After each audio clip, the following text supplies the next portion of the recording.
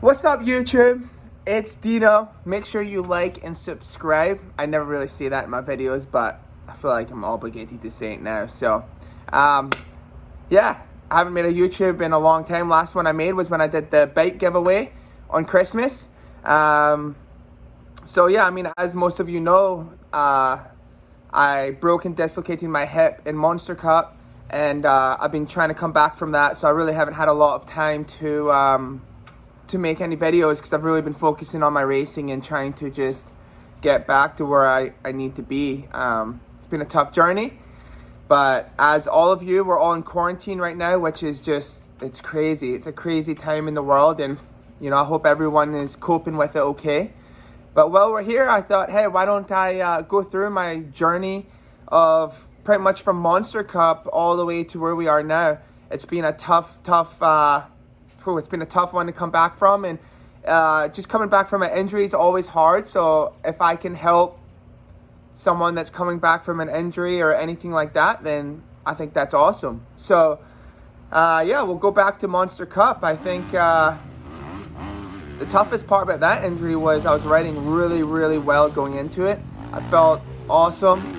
First time qualifier, I ended up second, just like a couple tenths off of first. And so we got to the second time qualifier, and there was this quad that I had done previously. It wasn't a big deal, but the landing had a little knuckle on it. So when I quadded, I was on my qualifying lap, and I unfortunately came up short just a little bit, and it bucked me. And then, you know, the rear end, you know, was up, and then I hit the double just on my front, and it just pogo sticked me off the bike. And I ejected off the bike, and when I landed, I just hit to pretty much dead stop on the berms. Show you what happened to Dean Wilson, and we have an update for you as well. Let's show you the replay of what took place here first. Well, this is you can see right top left of your screen, he cases that quad. The bike pitches him forward, and there was nothing that he can do. Very similar to the crash Jordy Tixier. Right away, I knew, like, I thought I broke my femur or I dislocated my hip. I knew it was like one of those two. And yeah, so it was just like the worst pain of my life. So getting on the stretcher, I couldn't really move because like it just, everything felt like it was shifting and it felt just wrong. So they got me on the stretcher, and I was laying on that side, the dislocated side. So we get, you know, into the ambulance, and we're driving to the hospital, and like any bump we hit, or, you know, I was laying on that side, so I was just in so much pain. I was screaming, and I made them stop the ambulance, and we tried to readjust myself, but it was just like, it was just it's like the worst pain you could ever have, ever. So we finally get to the hospital, and they're doing all these x-rays, and I'm screaming. I'm like, just get this hip back in place. Like, it was so bad. But the thing about it was I broke my hip in 3 places as well as dislocating it. So my hip was in some state. So they had to make sure they could pop it back in, you know, with it being broken.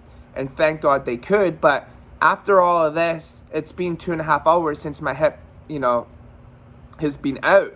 So I'm just like, just put me out my misery. And then finally they came with this huge dose of ketamine, and yeah, they knocked me out. And ketamine is like a hallucinogenic. They use ketamine in like horses as a horse tranquilizer. So they gave me this huge dose, and I tell you what, I went into this, they call it the K-hole, and I've never experienced this before, but it was the most craziest, realist dream, which felt real. Like I didn't even know, like when I woke up from this and my hip was popped back in, I thought I was still dreaming. Like it was crazy. It's like I left this dimension, I went somewhere else, and it was wild. So anyways, the hip was popped back in, and my pain went from about 120 to 10. It was so much better. So after that, I couldn't do anything for 5 weeks. I had to just lay in bed. I couldn't move. They actually did kind of want to do surgery, but I pushed not to, because if they did, they would have to slice my butt cheek and do all that stuff, and it would have, you know, made the healing process longer. And, you know, actually, you know, 3 days after my injury, I was actually like, I'm done with racing, because this was like the final straw.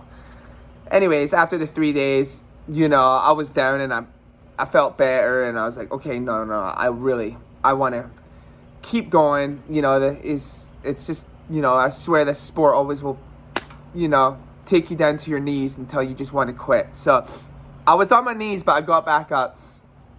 So for the 5 weeks that I couldn't do anything movement wise, I would go on my wheelchair, and I'd go around the block 2 times and there was an uphill, and I would just be on the wheelchair, just getting my upper body, doing some sort of exercise, keep moving, So I did that every day. And then I would go and do the hyperbaric chamber every single day for a month. Thank you to Lululemon for helping me with that, because it was quite expensive. But I think the hyperbaric chamber was really good. And then I just ate super, super clean, as the best as I could, no dairy. And so people forget that like eggs are dairy, so no eggs, nothing. Like I was very strict on my diet, because my goal was to be at Anaheim 1. So I finally got into therapy, and when I was doing therapy, all we could do was just go in the swimming pool and walk back and forth, squat back and forth. Like I couldn't really walk. I could only walk in the water, but on the surface I couldn't. I had to use a walker. So I had a long road to go, and I just pounded my therapy and did the hyperbaric chamber, and yeah, just did everything I could. So we are 5.5 weeks post broken hip, and so we're gonna get x-rays, and then let's see where we're at. Hopefully we get good news today, maybe we can walk, so we'll see. So next time you get hurt, if you can have an injury that lets me operate, I'll be much happier. Okay, why? Why? Because I like doing surgery. It's fun.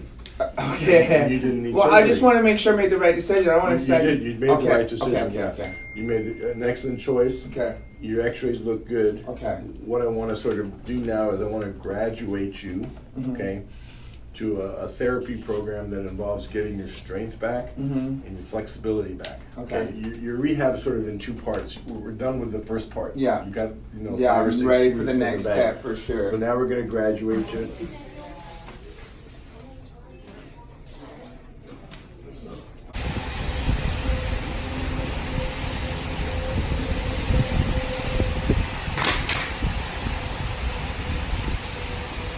Let's go, champ!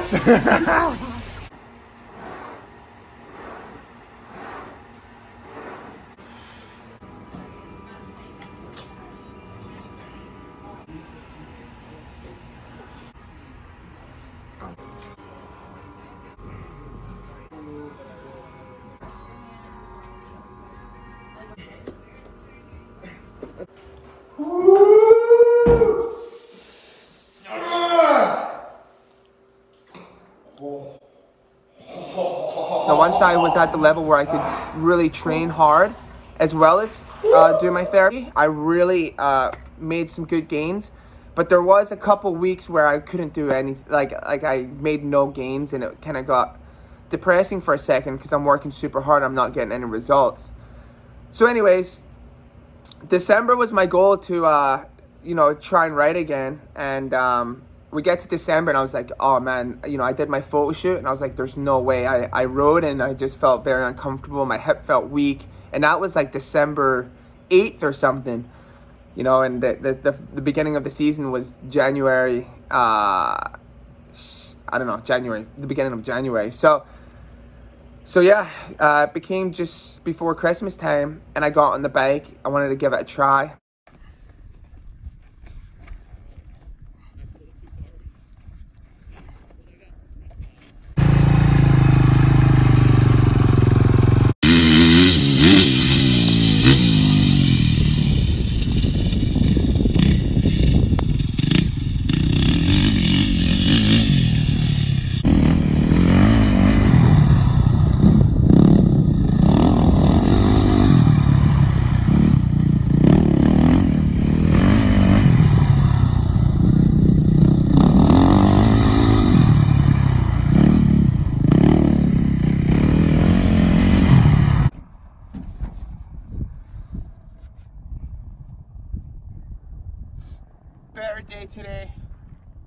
my first little test trial. I wouldn't say I'm really excited because I don't feel like I'm completely 100%, but we just kind of did some corners, and I'm just very timid to dab my left side, which is my dislocated hip, broken and dislocated hip. So it's good to ride though. I think the plan will be to maybe come back tomorrow morning, do some corners, and then try out my hip and leg at Pala. Try it out there and with more impact and jumps, see how we feel. And yeah, time is ticking. So the road to A1 is getting very, very close. So it's kind of crazy that I'm only just riding now, but at the same time, I'm pretty proud to be riding right now because I've worked really, really, really hard in therapy and all training and everything, my diet. So it's all paid off. So it's good to be back. I wore the same gear that I crashed in, same boots, just breaking the curse right away. And yeah, good first day.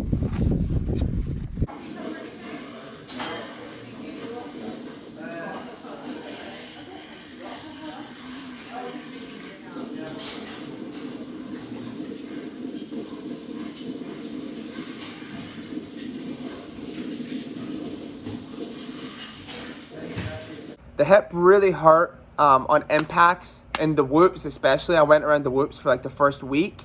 Just like the impacts hurt the joints so much, and it was still healing, you know. It only had been 2.5 months when I think this is really like a 5-month injury. So I kind of was playing it smart, but I wanted to be at the first round. So I got to the first round, and that was a huge accomplishment in itself to be there. But you know, I was obviously way behind on fitness with 2 weeks of preparation, and you know, I was only at maybe 65-70% health. It's Anaheim 1 day today. I am excited, but I am actually really nervous today. I got little knots in my stomach, just nervous. First race of the year, and I think why I'm so nervous is just because I'm underprepared, right? I mean, I've ridden for 2 weeks, so yeah, I don't know. It's just the, you know, the racing bug, I guess, or the jitters, you'd say. But I'm really happy to be at the race and racing. But obviously, I just wish I had 2 months of training and not 2 weeks. But then I just get greedy, and I should just be happy that I'm racing. So I am happy that I'm racing. Just a little bit nervous. I want to have a good day, and I've worked really hard to get to this point. Every single day has always been some way or another to be healthy, to be at this race. So we're here, and I'm happy. Okay, I'm happy.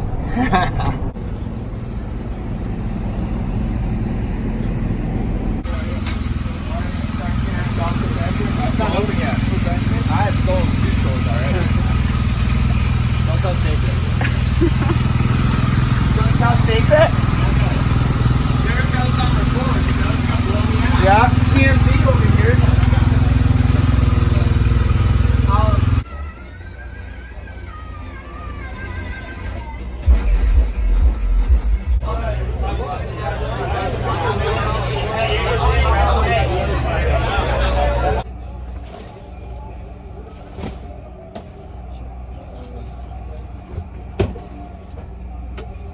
Okay, I'm gonna leave this spear.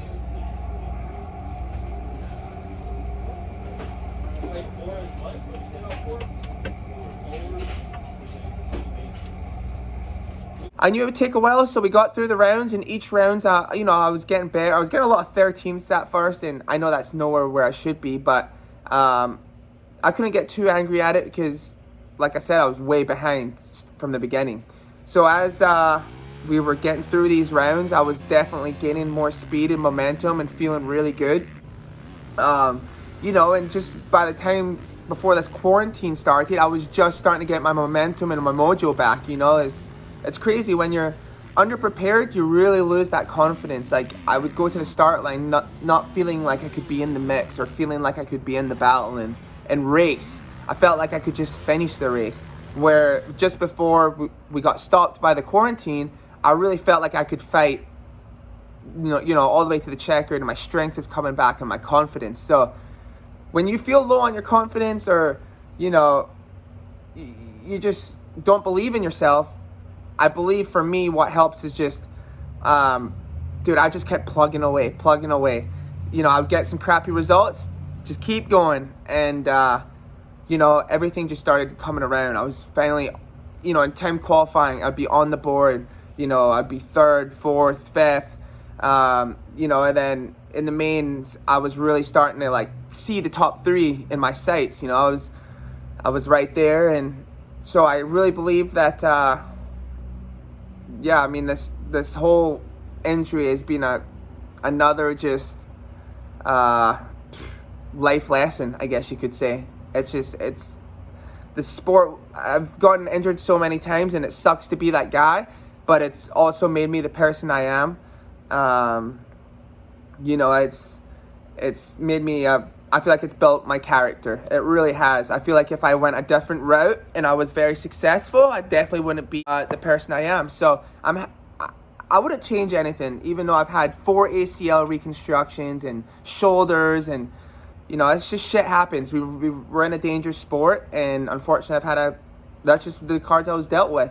And I work my butt off every day to be the best I can and be on a factory team. And at the end of the day, I want to be on the podium. Then that's where I believe I can be. And I believe I was getting there until this whole deal happened. But I think the moral of the story is just never quit.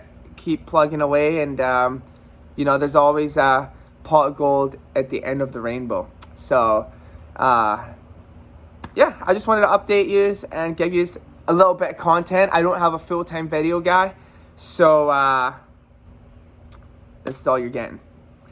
Maybe I'll have a video guy one day, but just for anyone that's going through a tough time, I've been through a lot of tough times, and if I can help you in any way, I think, hopefully I can. And that's it pretty much. And I also wanted to talk about, before I go, anyone that deals with anxiety or even performance anxiety. And performance anxiety for me is like when I'm racing and I want to perform so good that I put so much pressure on my shoulders that I just like, my head wants to just like, my insides and everything are just, my heart's thumping. Like I've been through that, and I still go through it. And I'm going to make another video about this, but if you're dealing with anxiety, I deal with a lot of anxiety, and to be dead honest, I haven't had anxiety in probably 5 weeks or so, which is good. But you can't really talk about anxiety until you've dealt with it, and I've went through a lot of it, from not knowing if I have a factory right, and that's my job. So and just the stresses of life, getting overwhelmed, and the feeling of anxiety is it's like you're just dying slowly inside. You're up at night, your brain's going a million miles an hour, your heart's thumping. It's the worst feeling ever. And I feel like my hot yoga helps a lot with that. I feel like routine helps a lot with that. Set stuff out that you're going to do during the day and get it done, and that makes you feel better. I also started meditating as part of my program in the morning. After my morning training, I'd meditate just for 3 to 5 minutes, just lay there and just do a breathing techniques. And it's funny because when I was a kid, I'd always think, oh, these guys are all kooks doing all this stuff. But when you start to grow up, you start to understand these things. So I think I'm going to make another video about how I deal with anxiety, because I think I can help some people, and everyone has their own way. I'm not saying mine's the best way, but anyways, thanks for watching. Everyone stay safe during this quarantine, and hopefully this corona stuff's over soon and we can all get back to doing what we love. All right, guys, take care. Cheers.